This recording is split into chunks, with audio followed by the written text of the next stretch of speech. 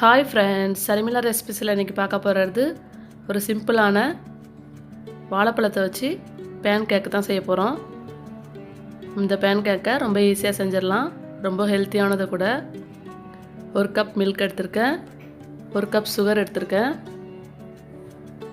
ஒரு கப் மைதா எடுத்துக்கங்க, 2 முட்டை எடுத்திருக்கேன், 3 வாழைப்பழம், 1 ஸ்பூன் பேக்கிங் பவுடர் எடுத்திருக்கேன்.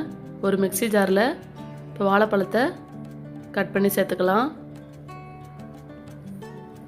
நான் சின்ன வாழைப்பழமாக இருக்கிறதால 3 சேர்த்துருக்கேன்.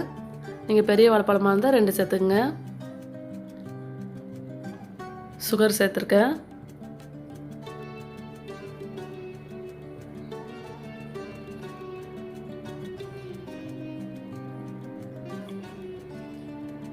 இப்போ பால் சேர்த்துக்கிறேன். காய்ச்சின பாலாக 1 கப் பால் சேர்த்துருக்கேன். இப்போ 2 முட்டை சேர்த்துருக்கேன்.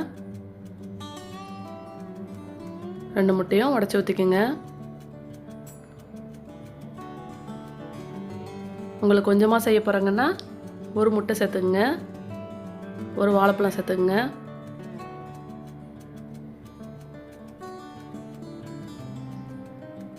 இப்போ ஒரு 1/2 ஸ்பூன் ஏலக்காய் தூள் சேர்த்துருக்கேன். நான் கிரைண்ட் பண்ணிட்டு வந்துடுறேன். இப்போ 1 கப் மைதாவை சேர்த்துக்கிறேன். ஒரு பவுலில் சேர்த்து மிக்ஸ் பண்ணிப்போம். இப்போ 1 ஸ்பூன் பேக்கிங் பவுடரை சேர்த்துருக்கேன். சேர்த்து நல்லா மிக்ஸ் பண்ணிக்கோங்க. இப்போ நம்ம அரைச்சி எடுத்துகிட்டு வந்த வாழைப்பழத்தெல்லாம் கொஞ்சம் கொஞ்சமாக சேர்த்து கலந்து விட்டுக்கலாம். பாருங்கள், நல்லா கலந்து விட்டுட்டேன். ரெடி ஆகிடுச்சு. இப்போ நம்ம ஒரு தோசை தவாவை சுட ஏற்றிக்கலாம். இப்போ கொஞ்சமாக ஆயில் சேர்த்து இப்போ கொஞ்சமாக எடுத்து ஊற்றிக்கலாம். கொஞ்சம் சின்ன சைஸாக ஊற்றிக்குங்க. இப்போ லைட்டாக பொன்னிறமானோன்னு நம்ம திருப்பி விட்டுக்கலாம். இந்த வாழைப்பழம் பேன் கேக்கை நீங்கள் காலையில் பிரேக்ஃபாஸ்ட்லேயும் சாப்பிட்லாம், ஈவினிங்கில் ஸ்நாக்ஸ் மாதிரியே சாப்பிட்டுக்கலாம். ரொம்ப நல்லாயிருக்கும், ரொம்ப ஹெல்த்தியானது கூட. நீங்கள் மைதா மாவுக்கு பதில் கோதுமை மாவு வேணாலும் சேர்த்துக்கலாம்.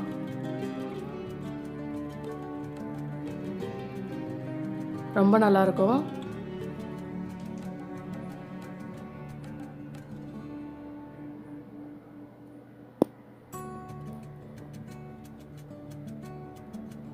இந்த மாதிரியே எல்லாத்தையும் செஞ்சு ரெடி பண்ணிக்கோங்க. நல்லா சாஃப்டாக சூப்பராக பனானா பேன் கேக் ரெடி ஆகிடுச்சு. நீங்களும் உங்கள் வீட்டில் ட்ரை பண்ணி பார்த்துட்டு கமெண்டில் சொல்லுங்கள். இந்த வீடியோ பிடிச்சிருந்தா லைக் பண்ணுங்கள், ஷேர் பண்ணுங்கள். மறக்காமல் நம்ம சேனல் ஷர்மிளா ரெசிபிஸை சப்ஸ்கிரைப் பண்ணிக்கோங்க. தேங்க்ஸ் ஃபார் வாட்சிங்.